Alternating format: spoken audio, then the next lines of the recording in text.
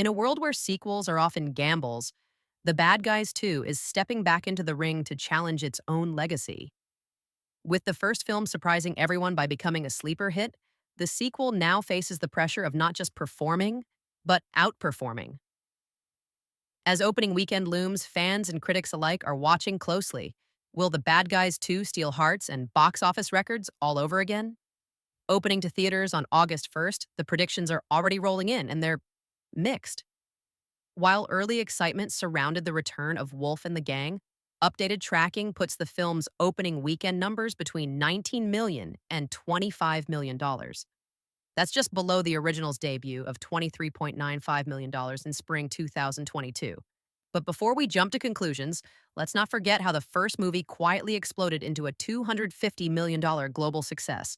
Subscribe to Star Gossips and hit the bell icon so you never miss an update from Hollywood's heart. The original Bad Guys was a charming surprise, both critically and commercially.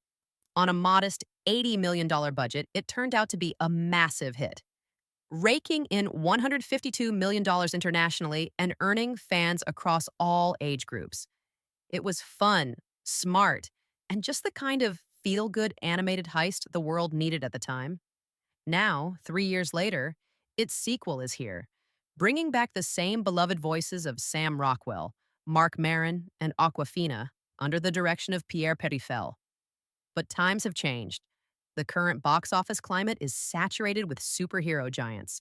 This weekend alone, Bad Guys 2 is going head-to-head with Fantastic Four, First Steps, and Superman 2025.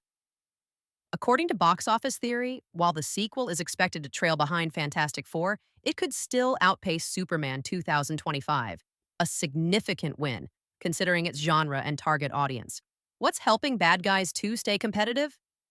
For starters, it's one of the few family-friendly animated features releasing this August. That gives it a special edge, especially with parents looking for suitable summer entertainment for their kids. Plus, nostalgia from the first film is working in its favor. People who laughed along with the gang the first time around are curious to see what trouble they get into now. Still, there's no ignoring that initial projections for Bad Guys 2 were higher, once expected to open between $26 and $35 million. So what happened? Analysts suggest that late-stage tracking and slower pre-sales caused the adjustment. But even with tempered expectations, the film is far from a failure. In fact, it's poised to have legs beyond the opening weekend, just like its predecessor. And here's the wild card: international markets. The first movie made a staggering 61% of its total revenue overseas. With a strong global fan base and universal humor, there's a good chance Bad Guys 2 will pull off another global heist, even if its US numbers start slow.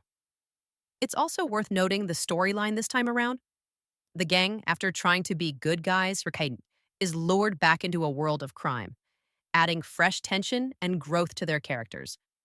Audiences love a redemption arc, but they love a good relapse just as much.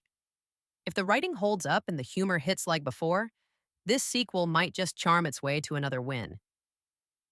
So, is The Bad Guys 2 destined to outshine the original? It's too early to tell, but one thing's for sure: it has heart, humor, and just enough edge to keep audiences hooked. In a summer full of capes and chaos, maybe all we need is a bunch of animated criminals trying to be good.